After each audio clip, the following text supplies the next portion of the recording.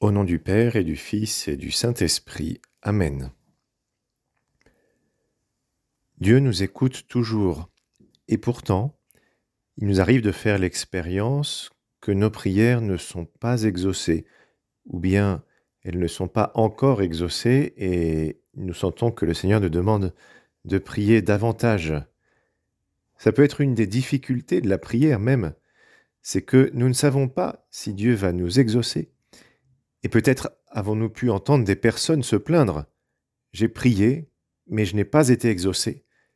Peut-être que nous-mêmes, peut-être que toi-même, tu t'es dit, j'ai prié, mais je n'ai pas été exaucé.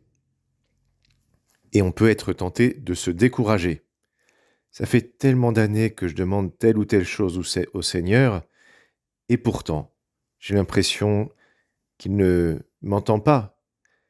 Nous savons que c'est faux, que le Seigneur, que toi, Seigneur, tu nous entends toujours.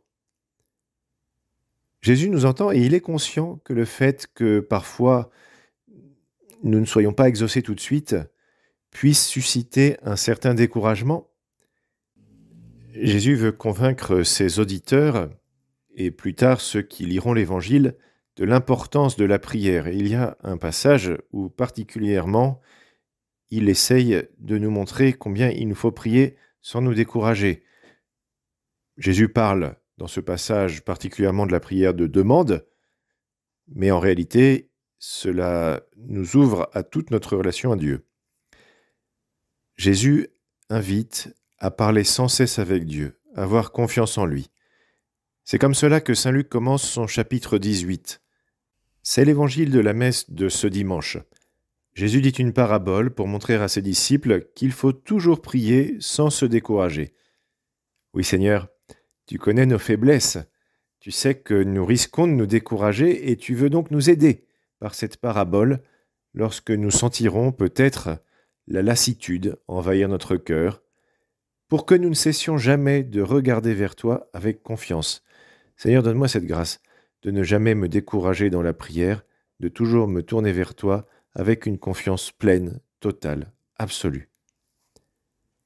Une fois de plus, nous pouvons admirer à quel point Jésus connaît le fond de notre cœur et combien il compatit à notre faiblesse. Il sait que notre foi est chancelante, que nous risquons de perdre confiance quand nous ne sommes pas exaucés rapidement, et donc il nous prépare à cela par une parabole. Nous lirons cette parabole dans quelques instants, mais considérons avant cela que grâce à cette parabole, bien, les chrétiens ne seront pas surpris de constater que parfois Dieu ne répond pas aussi rapidement qu'ils le voudraient à leurs demandes. Et ils vont même, les chrétiens, réfléchir à cela. Ils vont se demander pourquoi est-ce que Dieu ne nous exauce pas tout de suite. Et voici la réponse que saint Augustin va donner à cette bonne question. Quand Dieu tarde à vous donner, c'est non pour vous refuser ses dons, mais pour vous les faire apprécier. On reçoit avec plus de joie ce qu'on a désiré longtemps. On n'apprécie pas ce qu'on obtient trop vite. Demandez, cherchez, insistez. En demandant et en cherchant, vous grandissez, et vous vous préparez à recevoir ce que vous demandez. Dieu vous réserve ce qu'il ne veut pas vous donner tout de suite, afin que vous appreniez à désirer avec grandeur de grandes choses. Nous demandons ce que nous devons posséder éternellement, ce qui doit nous rassasier éternellement. Mais pour être rassasiés, ayons faim et soif. Il a été dit, « Bienheureux ceux qui ont faim et soif de justice ». La faim peut donc quelquefois être heureuse? Oui, lorsqu'elle prépare au rassasiement. Alors écoutons donc la parabole que Jésus propose à ses disciples.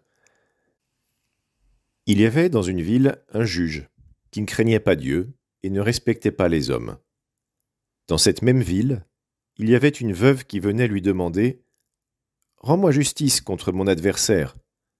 Longtemps il refusa, puis il se dit « Même si je ne crains pas Dieu et ne respecte personne, comme cette veuve commence à m'ennuyer, je vais lui rendre justice pour qu'elle ne vienne plus sans cesse m'assommer. »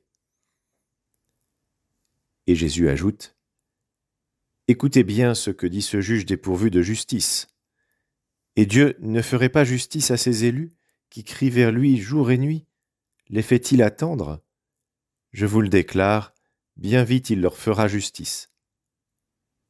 Cependant, le Fils de l'homme, quand il viendra, trouvera-t-il la foi sur la terre ?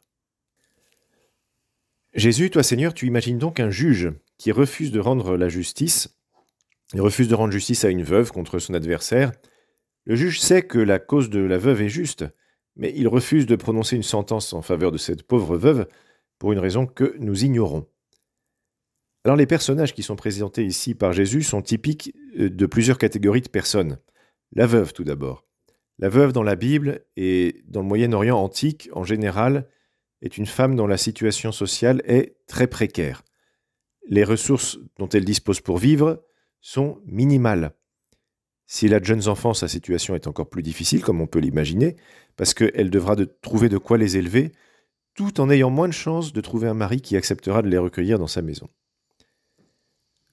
Le veuvage, dans la Bible, exprime toujours une situation donc qui est digne de pitié. Privée de son soutien naturel, la veuve est seule à défendre ses intérêts, à pourvoir à sa subsistance et à l'entretien de ses enfants. Le bon juge est celui qui prend en main sa défense. Et les veuves sont sous la protection directe de Dieu. Le psaume 67 dit « Père des orphelins, défenseur des veuves, tel est Dieu dans sa sainte demeure ». Et alors là, de façon très curieuse pour nous, le juge refuse de rendre justice à la veuve. C'est une situation qui est pour nous difficile à imaginer parce que il est rare qu'un magistrat refuse de rendre la justice. Un déni de justice, c'est rare. Même si ça arrivait, ce serait toujours possible de faire appel de cette décision dans les systèmes judiciaires que nous connaissons. Et la technique juridique a progressé et nous sommes désormais moins à la merci de l'arbitraire d'un juge. Dans l'Ancien Testament, au Moyen-Orient antique en général, il y a plusieurs types de juges. À côté des juges professionnels, on trouve, d'ailleurs c'est encore le cas aujourd'hui dans certains secteurs de la société ou certains pays, des juges qui sont parfois appelés anciens, qui sont chargés de rendre la justice en raison de leur position dans la société, de leur sagesse, etc. Il pouvait parfois s'agir d'une justice privée, comme une espèce de tribunal d'arbitrage aujourd'hui. Et donc un juge pouvait fort bien refuser d'entendre telle ou telle affaire si elle ne lui plaisait pas. Alors, dans le cas de la parabole, on ne sait pas pourquoi le juge refuse de rendre justice à la veuve. Peut-être que l'adversaire de cette veuve, c'était un personnage puissant auquel le juge ne voulait pas faire de tort. Peut-être que le juge était lui-même un ami de ce personnage. Nous n'en savons rien, quoi qu'il en soit, la pauvre veuve se retrouve coincée. Impossible pour elle d'obtenir justice alors qu'elle en aurait vraiment besoin. Et ce qui est important ici est de retenir que la veuve est un personnage très faible sur le plan social et que le juge est inique, il est mauvais, il n'exerce pas bien sa fonction. Il s'agit donc d'une situation qui est très injuste. Un juge fort qui devrait rendre justice aux faibles, à l'orphelin, refuse par confort, par crainte, par lâcheté, nous ne savons pas, par corruption peut-être, de faire son travail. Pourtant ce juge, tout inique qu'il soit, la parabole le dit, finit par céder à la veuve qui le poursuit de ses cris et de ses imprécations. La morale est claire, Jésus dit « Écoutez bien ce que dit ce juge dépourvu de justice, et Dieu ne fera-t-il pas justice à ses élus qui crient vers lui jour et nuit ? Les fait-il attendre ? Je vous le déclare bien vite, il leur fera justice. » Jésus veut graver dans notre cœur, en lettres de feu, que Dieu nous écoute toujours.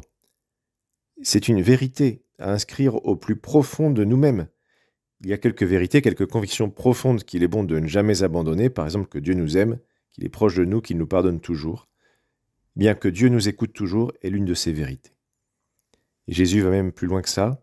Non seulement Dieu écoute, mais il ne fait même pas attendre ce qu'il prie. Et pourtant, on l'a fait remarquer déjà, parfois il nous faut attendre avant d'être exaucé. Parfois, on ne reçoit même jamais ce qu'on demande. Comment comprendre donc cette phrase du Seigneur ? Je vous le déclare, bien vite, il leur fera justice. Eh bien, le Seigneur nous donne toujours ce dont nous avons besoin. Parfois, ce dont nous avons besoin, ce n'est pas ce que nous demandons. C'est ce que dit l'apôtre Saint Jacques. Vous n'obtenez rien parce que vous ne demandez pas, vous demandez mais vous ne recevez rien. En effet, vos demandes sont mauvaises, puisque c'est pour tout dépenser en plaisir. Adultères que vous êtes, ne savez-vous pas que l'amour pour le monde rend ennemi de Dieu ? Donc celui qui veut être ami du monde se pose en ennemi de Dieu. Et saint Jacques un peu plus loin poursuit en disant « Dieu s'oppose aux orgueilleux, aux humbles, il accorde sa grâce ». Voilà, peut-être que parfois nous ne demandons pas avec humilité, nous ne prions pas avec humilité, et la prière justement nous donne l'humilité. Même parfois, le fait n'être pas exaucé nous permet d'être plus humble, de mieux comprendre que nous ne sommes rien devant Dieu, que sans lui, nous ne pouvons rien. Et Dieu nous donne toujours l'Esprit Saint. Il se donne lui-même à nous à chaque fois que nous prions, que nous nous adressons à lui.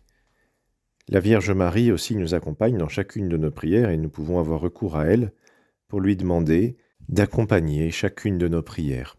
Au nom du Père et du Fils et du Saint-Esprit. Amen.